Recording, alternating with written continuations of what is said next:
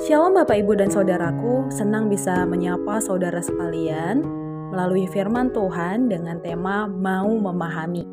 Tema ini muncul dari refleksi saya ketika mendengar ibadah minggu lalu, yaitu belajar mendengarnya sebelum melayaninya. Saudaraku, mendengar adalah salah satu cara manusia untuk dapat berkomunikasi. Selain mendengar, kita bisa berkomunikasi dengan cara membaca, menulis, berbicara, bahkan ada beberapa teman-teman kita yang berkomunikasi dengan bahasa isyarat. Manusia melakukan segala cara untuk bisa berkomunikasi dengan manusia lainnya.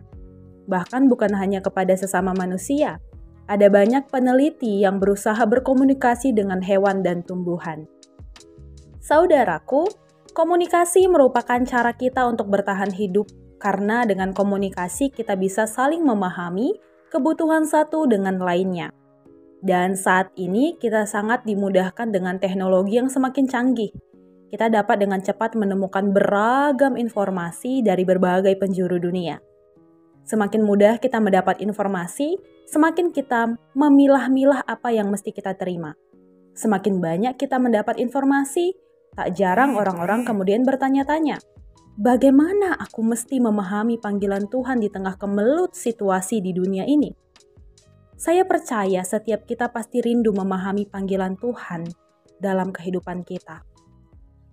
Bukan hanya itu, orang-orang Yahudi yang dulu hidup bersama-sama dengan Yesus pun mengharapkan hal yang sama. Mari saudara kita buka Markus 6 ayat 2-3. Pada hari Sabat, ia mulai mengajar di rumah ibadat, dan jemaat yang besar takjub ketika mendengar dia dan mereka berkata, dari mana diperolehnya semua itu? Hikmat apa pulakah yang diberikan kepadanya? Dan mukjizat-mukjizat yang demikian bagaimana dapat diadakan oleh tangannya? Bukankah ia ini tukang kayu, anak Maria, saudara Yakobus, Yoses, Yudas, dan Simon? Dan bukankah saudara-saudaranya yang perempuan ada bersama kita? Lalu mereka kecewa dan menolak dia. Orang-orang itu takjub dengan apa yang dilakukan Yesus. Yesus bukan hanya menyampaikan informasi tentang Allah melalui kata-kata, tetapi juga melalui tindakannya. Tetapi di Nazaret, Yesus malah ditolak, karena Yesus dan keluarganya berasal dari tempat itu. Semua ketakjuban mereka ketika melihat apa yang Yesus lakukan sirna dalam sekejap, hanya karena mereka tahu Yesus berasal dari lingkungan mereka.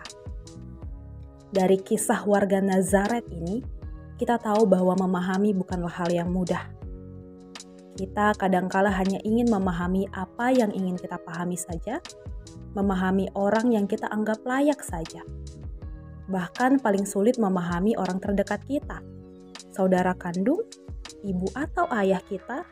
Anak-anak kecil kisah Yesus dan orang Nazaret ini menyadarkan saya untuk belajar memahami orang-orang yang dekat dengan saya.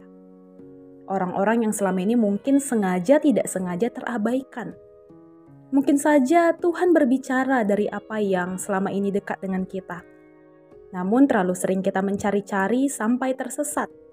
Padahal ia ada di sekitar kita, dekat dengan kita. Amin, selamat memahami panggilan Tuhan dalam perjalanan hidup kita.